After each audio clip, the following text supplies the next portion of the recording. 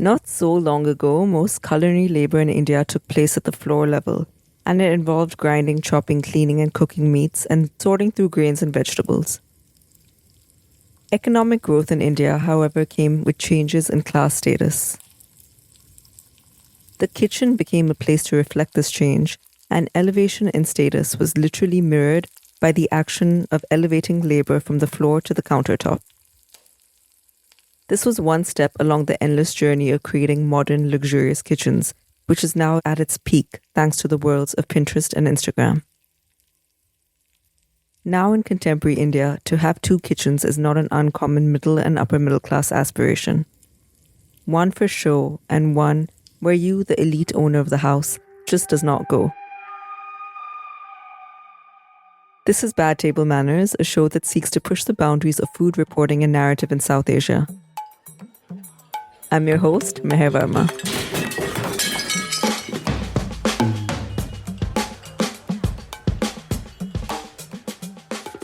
In this episode, we'll uncover a brief history of kitchen design in India, with special attention to what economic liberalization, which peaked in the early 90s, did to the space. My two wonderful guests, the architect Madhav Raman and Manju Sara Rajan, editor of a prominent design magazine, will guide us through the story. The title of this episode, A Dream of Two Kitchens, reflects the modern aspiration of multiple places to perform different types of culinary labor, one seen and one unseen. But this dream has a more practical history too. Manju tells us more while introducing us to the binary of the wet and dry kitchen. She shares how this pans out in the southern state of Kerala, where she's from. The concept of the wet and dry kitchen sort of comes out of our cooking culture, because cooking culture in India is different depending on which state you're in, depending on geographies within the state even. Because we have so many communities and we cook very specific to the communities that we're from.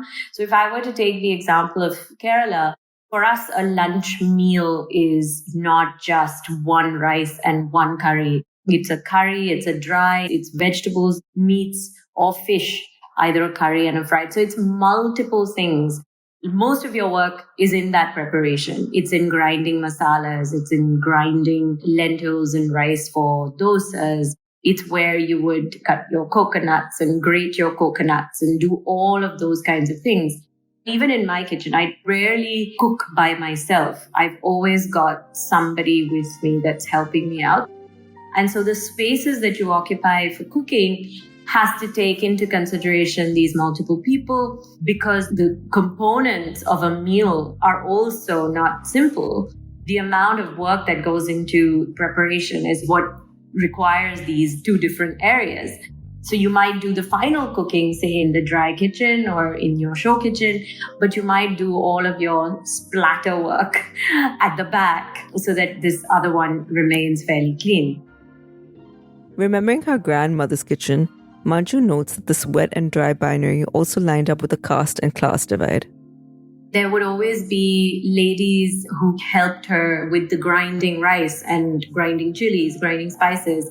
These were people from a lower caste. And I remember that there were rules about which entry point you could use. You couldn't come into the house from the front door. You had to come in through the back door to the kitchen. Your access was really only to the kitchen. And then different functions within that, the cleaning, the grinding, these were all split up by local women, usually of the lower castes.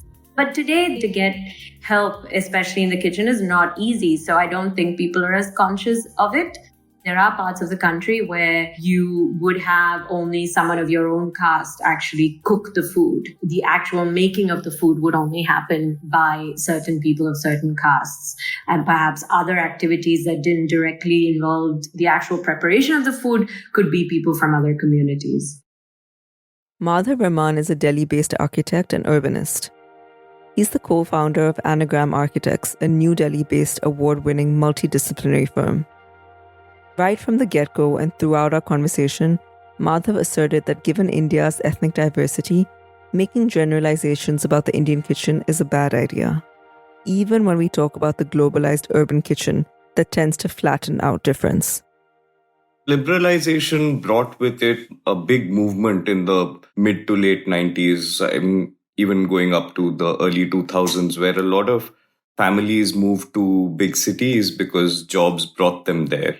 And in the middle income groups, it basically meant that a lot of the regional cuisine came with these families. So there was a distinction between what was street food in the city and what was home cooked food. There was a great diversity, so in the late 90s, 2000s, Indian cities became quite cosmopolitan food culture wise at home, not so much on the streets. They reflected the diversity of ingredients, right, from all over the country. So you'd kind of start off in some communities that were almost completely vegetarian, then you'd see chicken. As you travel towards the east of the country, there would be a more preference for fish and pork and so on and so forth. The early 90s in India was a time of economic liberalization and growth. The project to modernize permeated both public and private realms. The kitchen was no exception.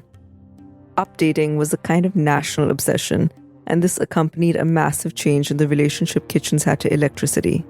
Power, as electricity is more colloquially called in India, literally and metaphorically transformed the kitchen. Families were really moving into these big cities, into homes that were already built. They weren't moving into new apartments, they were on rent mostly.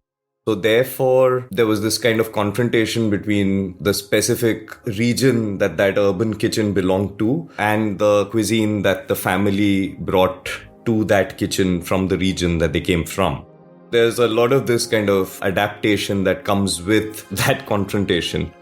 While separately in various regions in the country, little devices and tools and appliances, really speaking, electrical appliances, had kind of evolved into a sort of more compact situation. Very often parts of the cooking process that were more heavy duty were kind of built into the kitchen. Kitchens were minimal on the counters and a lot more work happened in the center of the kitchen rather than on the periphery of it along the walls. And therefore, you'd see a lot of ad hoc arrangements and the requirement to plug and play a lot of appliances that came with the family. So typically, say, a idli grinder, dough grinding appliance that a South Indian family would move into a North Indian kitchen with. And on the other hand, perhaps you could consider high on heat and oil cooking that a North Indian family would require to do on a pretty large scale, on a pretty large counter in a South Indian home. Before the 90s, a lot of cooking in India used to happen on the floor. Liberalization brought an elevation at every level as things moved from ground to countertop and people moved from lower to middle to upper middle class and so on. This also changed the way that socialization occurred in the kitchen, as moving from floor to counter also meant a shift from communal to more individualized labor. If you kind of consider, say, something like the sink. Now, in the traditional semi-urban regional home, the home itself was a home for a larger family, a joint family. And therefore, a lot of the cooking and the cleaning would happen at a very much larger scale. There would be a sort of communal labor around it. Whereas when these families moved into the bigger cities where space was at a premium and kitchens shrank, one of the things that happened was the wet point became a sink that essentially had to be mounted on the counter. That put some constraints onto the sizes of the vessels that could be washed and cleaned. It also kind of ensured that it was only a one-person job. It kind of is indicative that this idea of cooking together or cooking being something that socially connects the family sort of evaporated post-liberalization. And you can see that in this movement from a larger shared floor space to a more individualistic countertop space. The architectural totem of India's economic liberalization is perhaps the modern-day builder flat. These are essentially cookie-cutter apartments that are stacked on top of each other. Builder flats were meant to house the new kitchens of India, ideally one on every floor that was fitted with piped gas that replaced gas cylinders. And while the structure is ubiquitous now, it's a huge shift from the one large family kitchen that was often shared by several family members in the past. you see a lot of changes in maybe not what gets cooked, but how it gets cooked in Indian urban homes during the early to mid 2000s.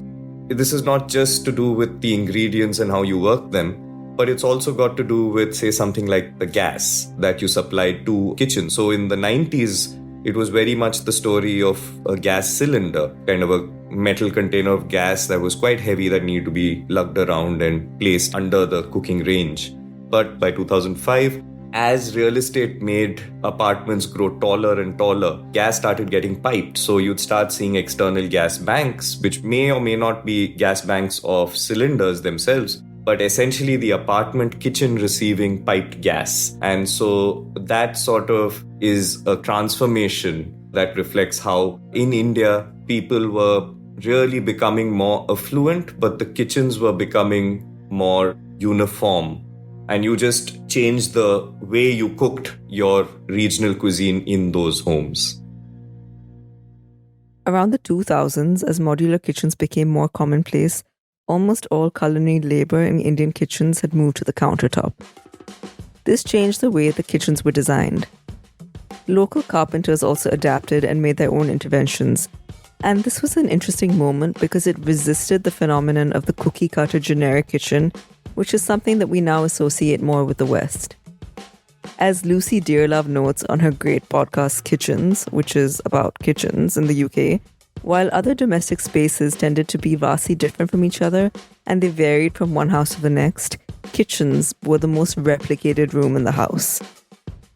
But in India, thanks to local craftsmanship, the cabinetry, for example, was really customized and handmade, even if we consider it maybe less sophisticated than what we see with Scandinavian-inspired Indian kitchens now. The Indian demand for customization is so intense and normalized that even players like IKEA offer impressive made-to-order options when it comes to the Indian kitchen. As a fun exercise, I began customizing my own ideal kitchen on their website, and the extent to which a Swedish company was trying to imagine Indian cooking practices was pretty striking. How many spices we use and how often we use them, for example, all had to be taken into account. Manju tells me how this level of customization was non-negotiable for big business to enter India. When international brands first came to India, they were selling models and you could make a few changes here and there, but beyond a point, you couldn't really change that much and you were buying that.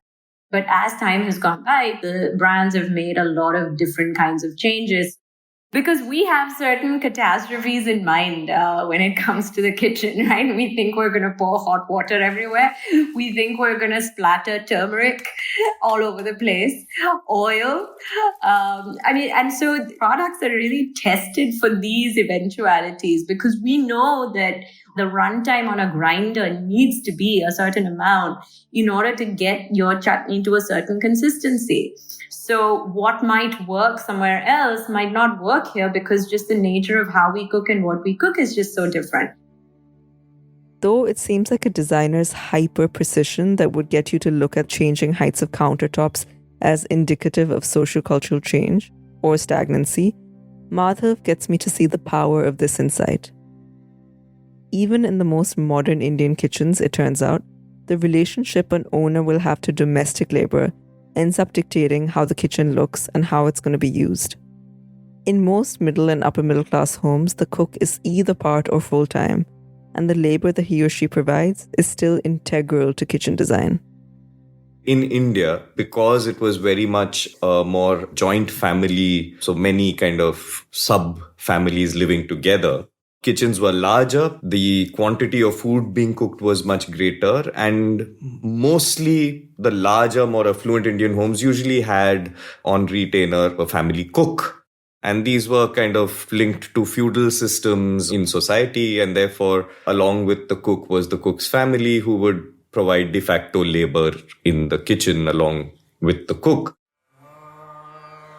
But post-liberalization, the kitchens became smaller, the families became more nuclear. A lot of cooking was done by young families themselves with a fair bit of assistance. Because remember, it's not just the affluent who are urbanizing from rural India to urban India. The large amount of population in the city is actually the rural poor becoming the urban poor. The urban poor is what supplies labor to the informal urban labor market, from which urban India draws its part-time cook.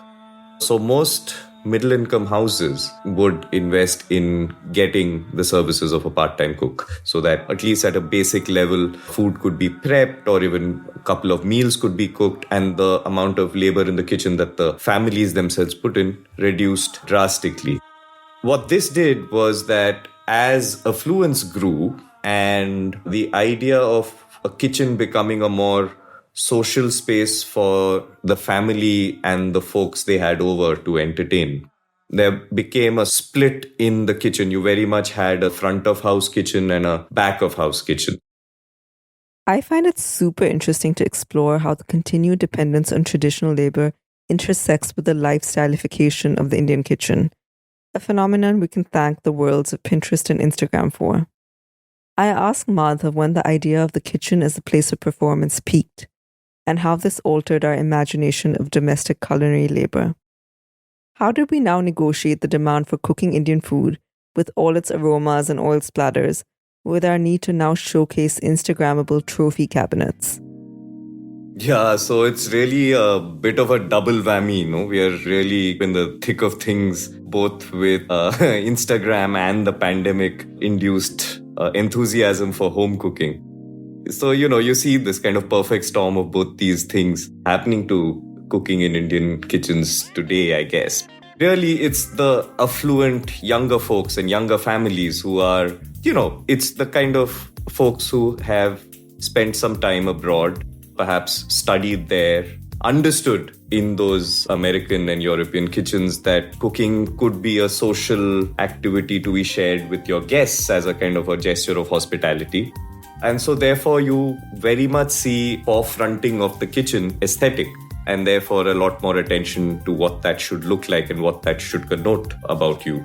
And therefore you have a fair bit of thought going into what the kitchen looks like, but a part of it. So there's a certain part of the kitchen that relies still on labor, on hire to come in and do a part of the cooking or the regular cooking, and it's the special meals that are in the kitchen that is forefronted. I wondered about whether there was any resistance to embracing the modern Indian kitchen that Madhav may have noted, especially what it did to the placement of the fridge, which has gone through an interesting shift of its own. When I signed a lease for an apartment in 2020 that was built at the turn of the millennium, I found no place for the fridge in the kitchen. I thought this was a little bizarre, but not so long ago, it was quite normal to have a fridge like a family member standing close to the dining table.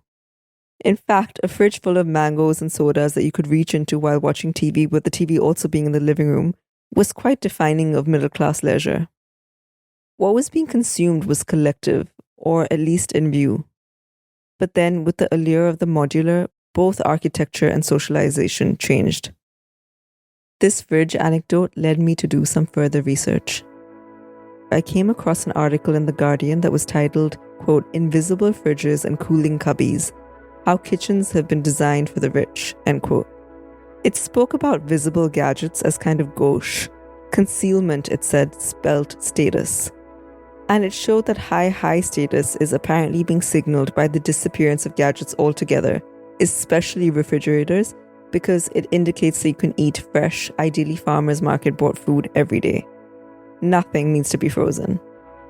But this article was written for a North American and European context. I asked Madhav about the dynamics of visibility and invisibility in the modern Indian kitchen. Like, what's a sexy kitchen locally?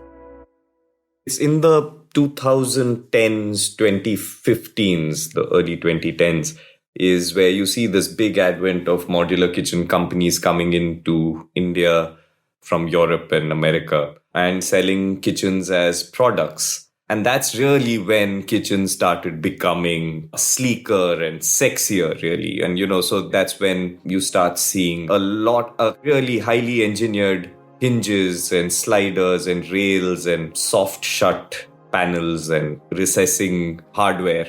So you kind of saw this really highly industrialized, high precision, knocked together very minimal, very plastic finished, steel finished kitchen coming in really by the 2015s.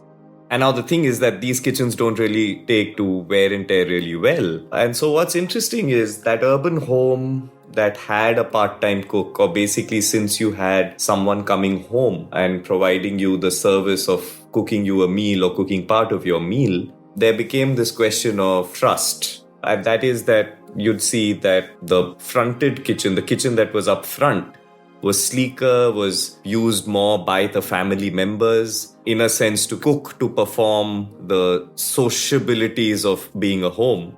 Whereas the slightly more labor-intensive work, especially the washing of the dishes and the cleaning of things like rice and vegetables, would happen in a part of the kitchen that was reasonably low specification, or that part of the kitchen would invariably be spec'd down. I wondered whether Madhav felt any nostalgia for the way kitchens used to be.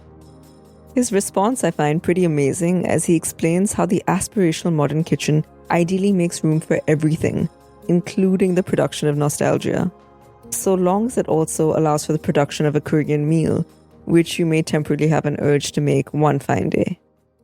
You do see a sort of almost like a pendulum swings between yearnings for nostalgia and tradition, and on the other hand, you're also blasted by global cuisine through all these various media, and therefore suddenly you may want to have a stab at Korean cooking or something quite as exotic as that here in India. It's also tying up to the fact that a lot of appliances are now being delivered home through aggregators, and you're not really going and shopping for them in stores anymore. So it's really possible to kind of miniaturize various forms of cooking into devices that are handheld and occupy lesser space on the counter. And that's what allows people now flexibility in their kitchen to swing from a very nostalgic traditional cuisine, like a home-cooked meal like mommy would make it, all the way to the French meal that you saw on some cooking show on someone's Instagram. Many times in our conversation, Madhav reminded me that it's very hard to generalize an Indian kitchen, as there are many different tastes, income levels, and preferences in India as there are people. Still, there are some common aspirations that people tend to gravitate towards when it comes to creating their own dream kitchen. For all the diversity, there are many things in the urban Indian kitchen that you can find in common across the country. For example, take the chimney. That's something that's a common feature to most middle income, upper income urban homes in India today. And there's a lot of quality to price consciousness on that particular appliance. And the makers of these products spend a fair bit of time trying to design what these chimneys end up looking like, whether they have lights integrated or not, and so on and so forth. Earlier, Manju and I had talked about how caste and particular ethnic beliefs manifest themselves in even the most modern of Indian kitchen designs. When I discussed this with Madhav, he reminded me that Vastu, which he really nicely describes as a science that represents the intersection between cosmology and architecture, still remains a hugely important part of contemporary Indian kitchen design. Vastu can actually determine even the most minute details, like where your sink should go. Those who are unfamiliar with the Indian context sometimes might think of this as a little bizarre, but I know of at least a few cases where people have torn down their super expensive designer kitchens because they realized that according to Vastu, things were a little off. Madhav tells me more, and once again I'm reminded that in India, modernity works not in opposition to traditional beliefs, but very much in dialogue with them. It is in the format of certain rules and principles about locating various things like the hot point of the kitchen, the wet point of the kitchen. And so you find right through the late 90s, the 2000s, 2010s, even now, there's a great requirement for kitchens to be as such Vastu compliant to those rules. And this is something that, in a sense, has now been woven into the reality of many kitchens, even though I have to admit, it's not uniform. Certain communities and certain regions have a greater preference for Vastu compliance, but it's generally there as an undercurrent in most Indian kitchens, at least most Hindu Indian kitchens. Our conversation moves to the future of Indian kitchen design. I'm curious to where it stands in relationship to all evidence that globally AI will take over domestic spaces if it hasn't already. But once again, bringing this back to the Indian context, we speculate that innovation will not erase the Indian dependency on household labor. Innovation will probably move along with it. I don't think the smartness that enters the kitchen will be labor saving as much as it will be time saving or essentially just more engaging. And the reason is that I think as an urban culture, we are still very much a home eating culture in urban India. Unlike, let's say, in Singapore or towards East Asia, Southeast Asia, where the idea of street food being part of your regular meal habits hasn't really taken root in India to that extent. People do rely a lot more on home cooked meals.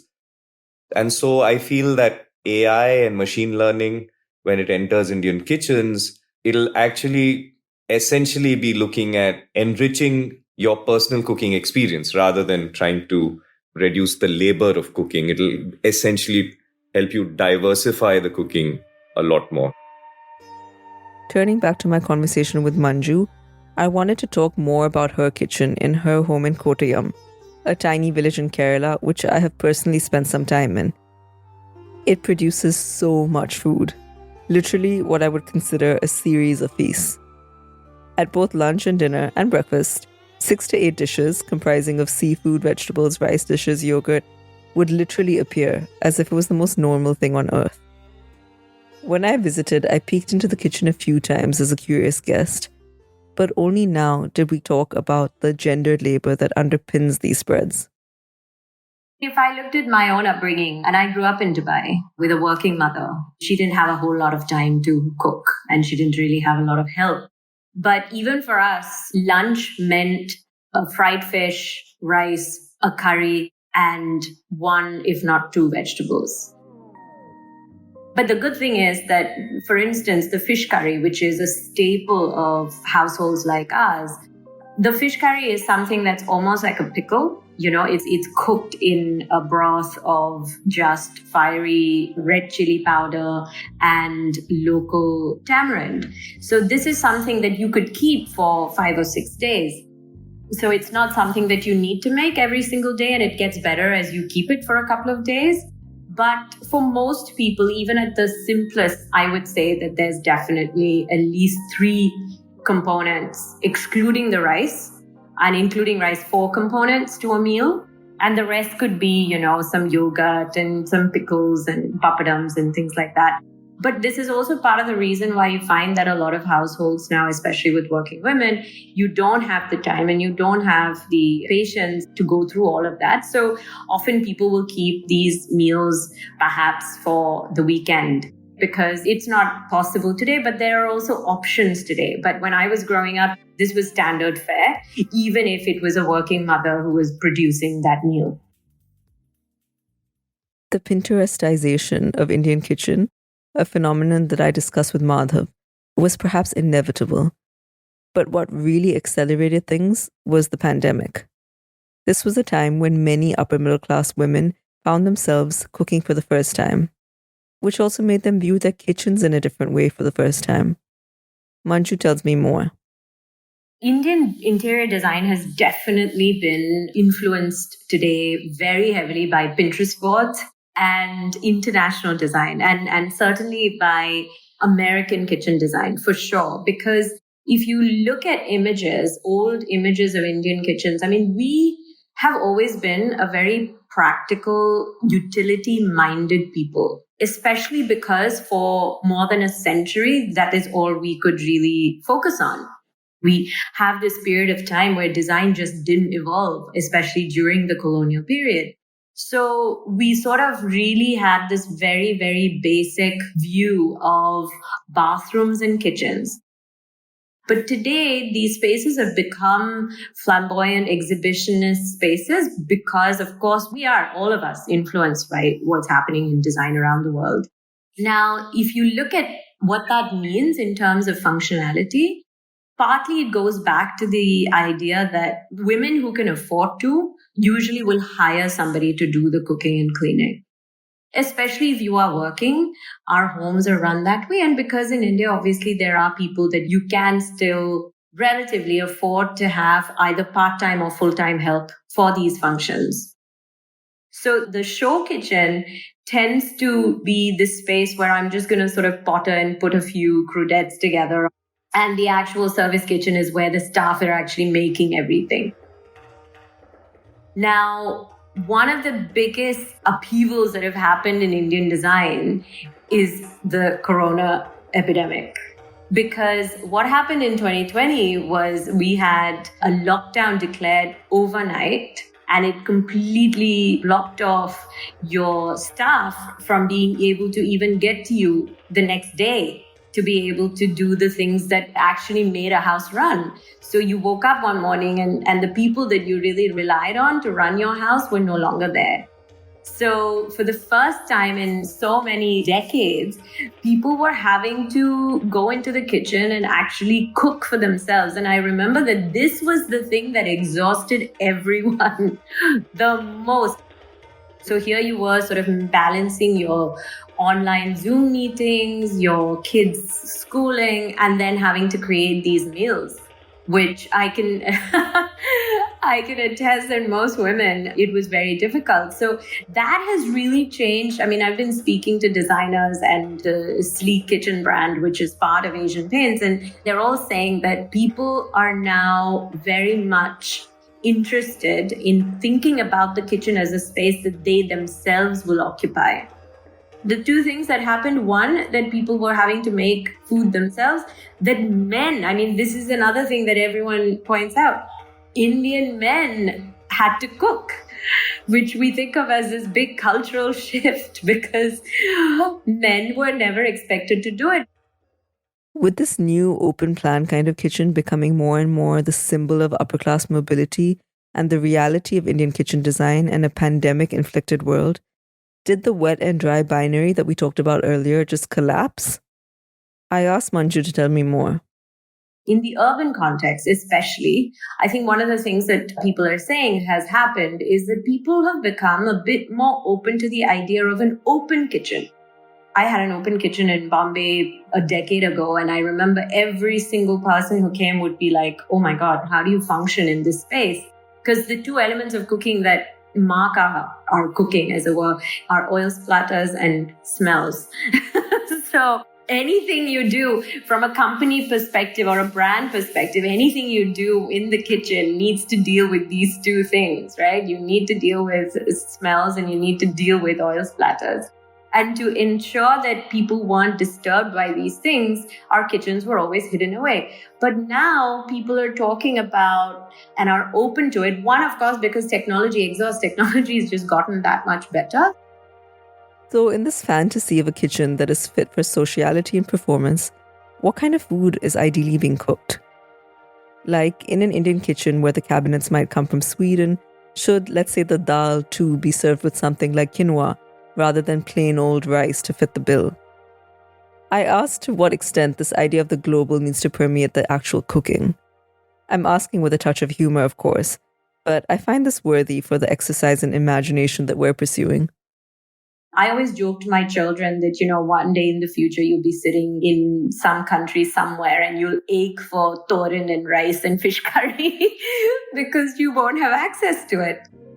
So our whole way of functioning is completely different, but I'm not one to romanticize that because I think all of the onus of keeping up all our culture and tradition often falls on women.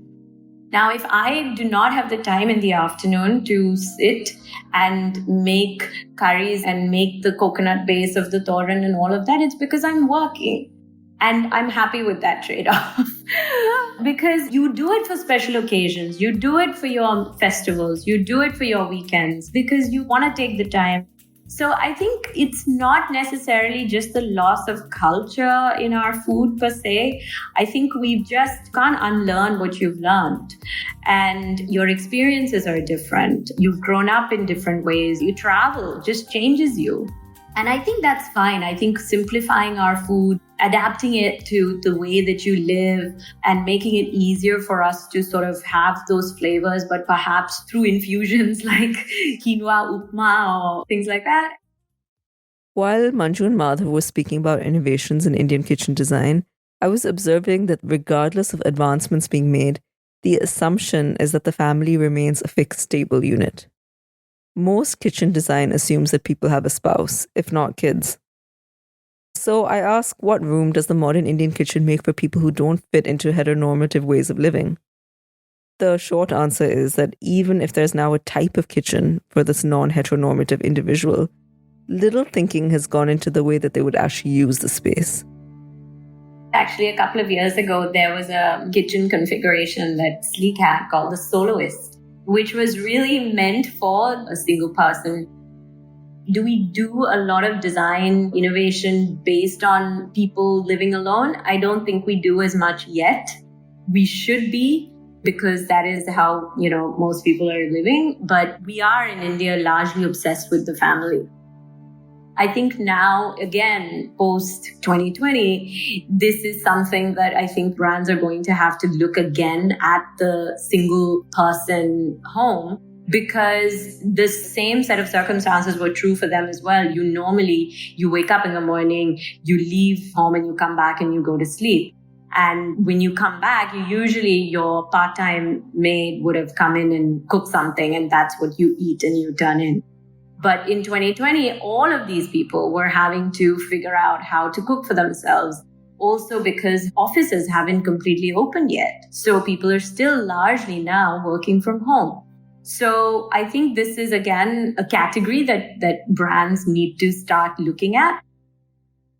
I wonder somewhere whether Indian kitchen design and design in general is being taken a little too seriously, perhaps. But Manju, a lover of design through and through, reminds me why it's important to embrace this. I welcome it because one of the things that I've been watching happening in the Indian design space in these last 10, 12 years that I've been in it is that at the highest end, you have homes that have nothing to do with the people that inhabit them. Homes are representations of a designer's aesthetic, not the actual way of functioning of a family. I've watched this Pinterest board come alive all over the country in different formats. And I'm really hopeful that now, because people were forced to be in their houses and really look around and say, hey, you know what? I love Corbusier design, but are my children going to be comfortable sitting there for a long time? Should I be concerned about an antique chair in my space when my kids are going to be bouncing off the walls? How do I want to live? Do I want to live in a furniture gallery, or do I want to live in a comfortable space? Do I want to be able to put up my feet? Am I the kind of person who puts up my feet? I ended my conversation with Manju with an old school fun question. The trope of the deserted island lives on. She tells me about the 3 things that she would take with her if she was stranded on one. From her answer, I feel like she's thought of this before, because she's not just got 3 items at the ready, she's even got a hierarchy. Mixer grinder, for sure. For me, also a really good set of knives, because it just makes your life easier and just the experience of preparation much easier, because I don't like the preparatory part of cooking. So that and a cast iron pan for me. But mixer grinder is number 1. I just discovered the old Sumit brand has become Sujata. I didn't realize that Sumit wasn't there anymore, but I had run through so many different brands of mixer grinders and it's all blown up on me. I hope you've enjoyed this micro-history of kitchen designs in India. Maybe it'll give you some ideas for your new space, or if you're ever in the position of designing or redesigning your kitchen, you might consider some of these aspects. Or maybe now when you walk into a modern Indian kitchen, you'll see a history that may have led to this, which is often masked by the hyper-sleek cabinets and smart technology. Either way, I hope that you, like me, might have seen that by uncovering what led to our kitchens looking like they do now, we can understand a lot about class identity and politics in India. This episode is possible because of all the people who work behind the scenes. I'd like to thank my producer Jennifer O'Neill, co-script editor Vidya Balachandar, audio editor Evan Lindsay, researchers Julia Fine and Carolyn Crosby, and intern Kai Stone. I'd also like to thank Whetstone founder Stephen Satterfield, Whetstone Radio Collective executive producer Celine Glacier, sound engineer Max Kotelchuk, associate producer Quentin LeBeau, and sound intern Simon Livendar. You can subscribe to this podcast wherever you get your podcasts. You can learn more about Bad Table Manners at whetstoneradio.com.